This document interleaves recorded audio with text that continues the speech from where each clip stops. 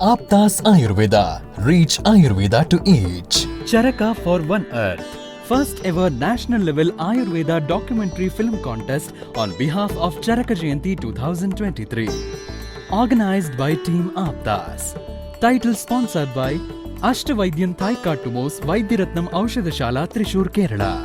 Aptas Ayurveda is a group of passionate Ayurveda Vaidyas and students constantly working to reach Ayurveda to each. Every year on Charaka Jayanti, we come up with a unique contest to motivate our Ayurveda youth and promote thoughts of Acharya Charaka. This year, we are organizing a national level Ayurveda documentary film contest as Charaka for One Earth, which is unique and first of its kind in the field of Ayurveda.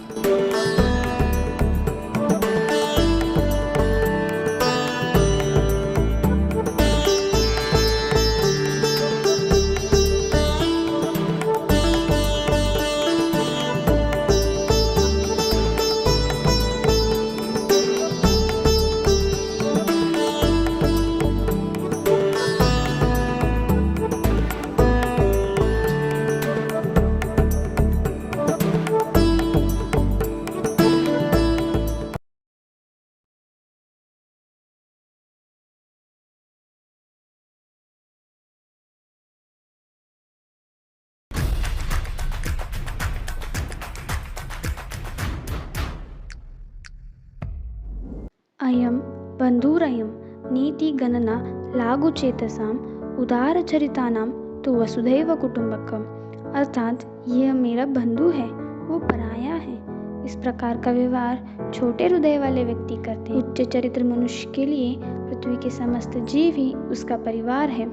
आचार्य चरक ने कहा है, स्वस्थस्य स्वास्थ्य रक्षणम आतुरस्य विकार प्रशमनम। अर्थात मौजूदा बीमारियों को ठीक करने के अलावा आयुर्वेद शरीर के समग्र स्वास्थ्य की भी रक्षा करता है।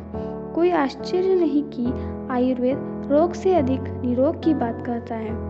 पुराने ज़माने में अगर कोई किसी वैद्य के पास जाता था तो उसे न केवल एक दवा मिलती थी बल्कि कुछ मंत्र भी मिलते थे, जैसे भोजन करे आराम से, सब चिंता को मार, चबा चबा कर खाइए, वेद न आवे द्वार। पांचाल देश के गंगा तट पर सैर करते हुए आचार्य आत्रेय ने आने वाले जनपद ध्वंस की भविष्यवाणी की थी। उन्होंने अपने शिष्य अग्निवेश से कहा कि ग्रह, नक्षत्र, सूर्य, चंद्र, वायु एवं अग्नि की दिशाएं अपने स्वाभाविक रूप से विपरीत हो रही हैं, और कहा इससे पहले कि पृथ्वी शक्तिशाली जड़ बूटियों का उत्पादन करने की क्षमता खो दे, जो सभी बीमारियां ठीक कर सकती हैं, हमें उनका संग्रहण करके भंडारण कर लेना चाहिए। जनपद ध्वंस क्या है? सामुदायिक विनाश, यानी एक ही प्रकार की व्याधि से समस्त जाति का विनाश।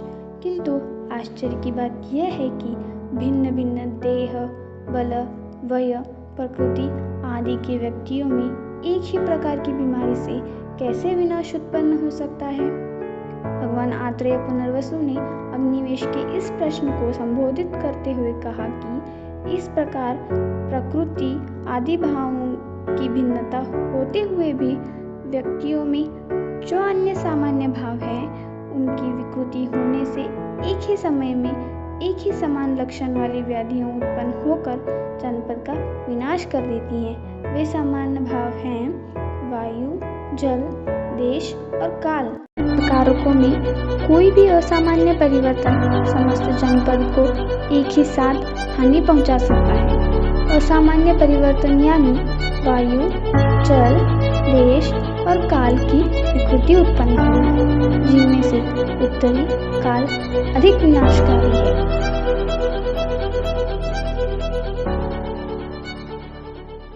आधुनिक जनपद ध्वंस। वायु विगुणता, कारखानों से वायु प्रदूषण और वाहनों का प्रदूषण। कारखानों से निकलने वाले धुएं से हवा में हानिकारक रसायन के कण उत्पन्न होते हैं, जिनसे मनुष्य, जानवर और पेड़ पौधों को हानि पहुंचती है। वाहनों से निकलने वाले प्रमुख प्रदूषक कार्बन मोनोऑक्साइड, नाइट्रोजन ऑक्साइड और फोटोकेमिकल्स हैं। IQ एयर द्वारा प्रकाशित वार्षिक विश्व वायु गुणवत्ता रिपोर्ट के अनुसार दुनिया के शीर्ष सबसे 20 प्रदूषित शहरों में से 14 भारतीय हैं।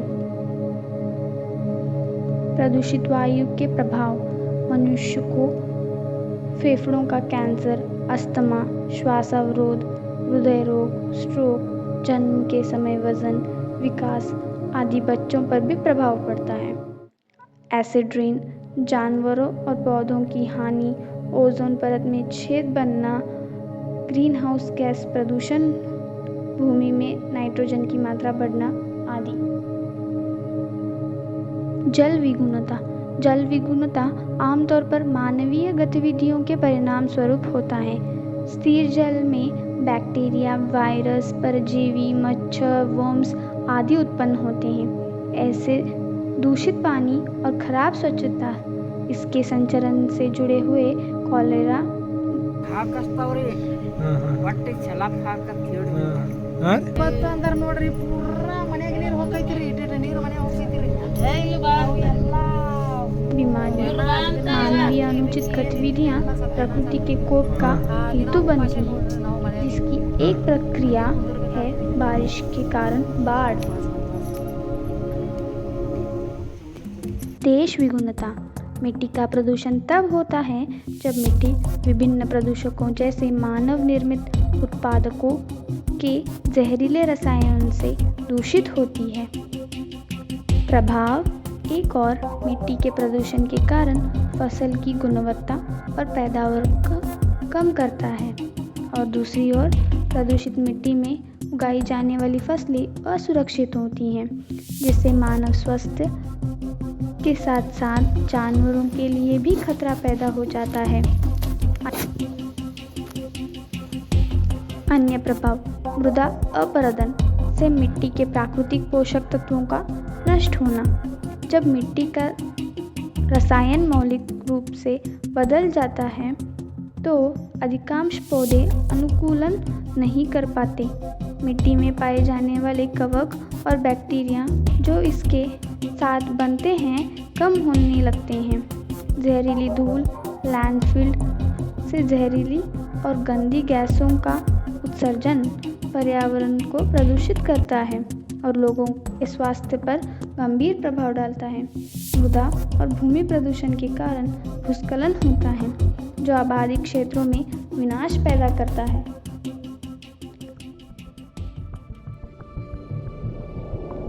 काल विगुणता। ऋतुओं में असामान्य परिवर्तन, जैसे कि वर्षा ऋतु में हीन या अधिक वर्षा होना, गर्म मास में हीन या अधिक तापमान होना आदि। प्रभाव वर्षा पैटर्न में परिवर्तन, वन जीवन प्रजातियों को हानि, उच्च तापमान, आर्कटिक की बर्फ का सिकुड़ना, ग्लेशियरों का पिघलना, बीमारी का फैलना और आर्थिक नुकसान।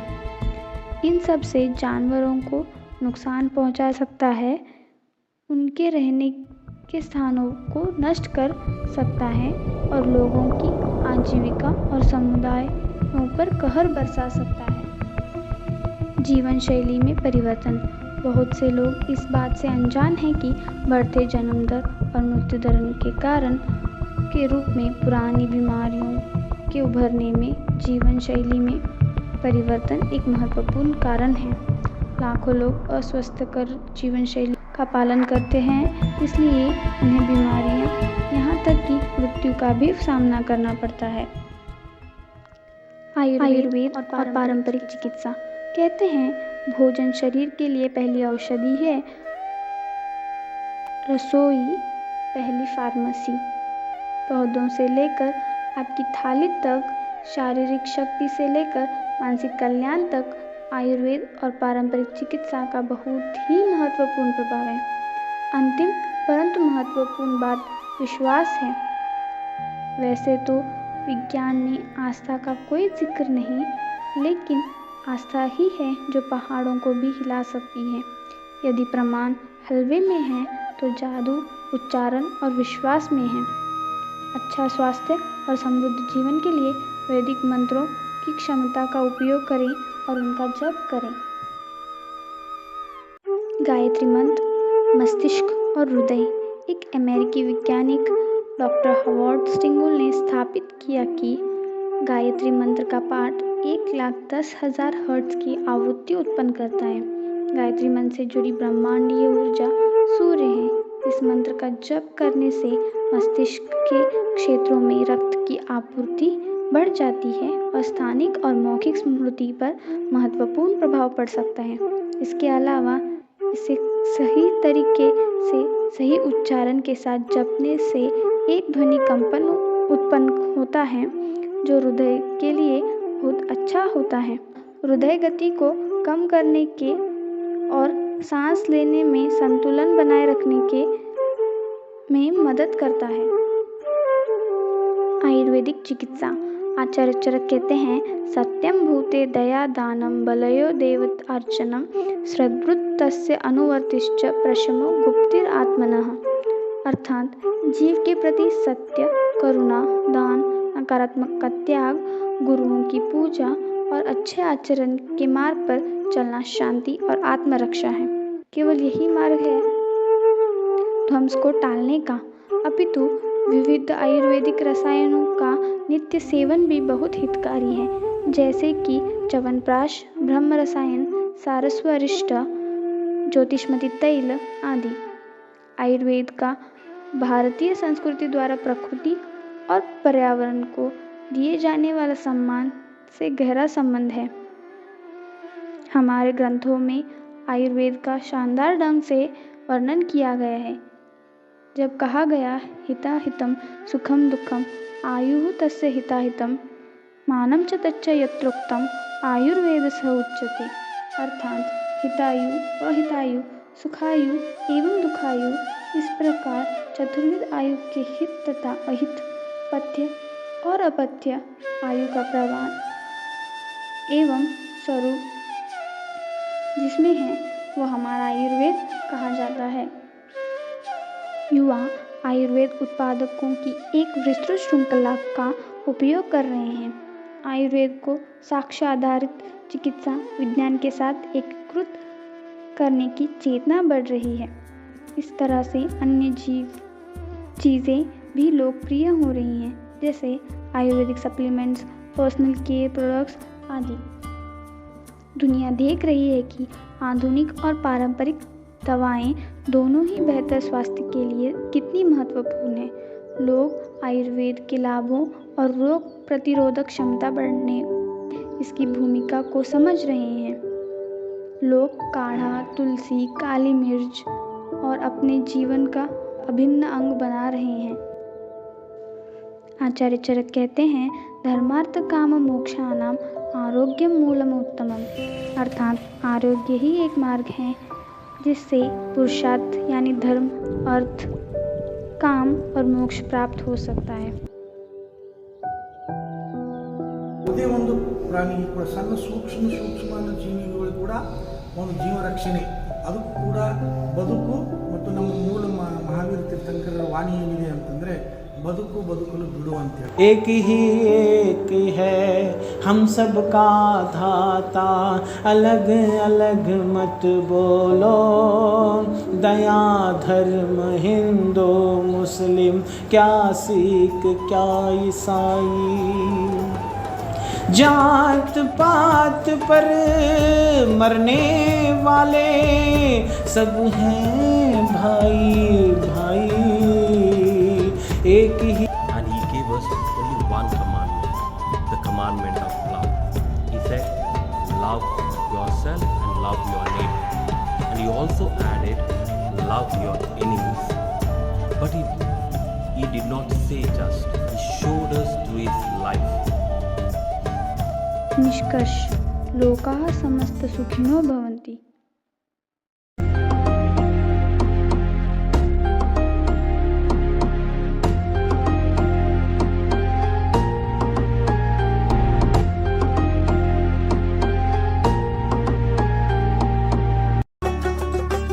Subscribe and share this video to all and join hands with us to reach Ayurveda to each.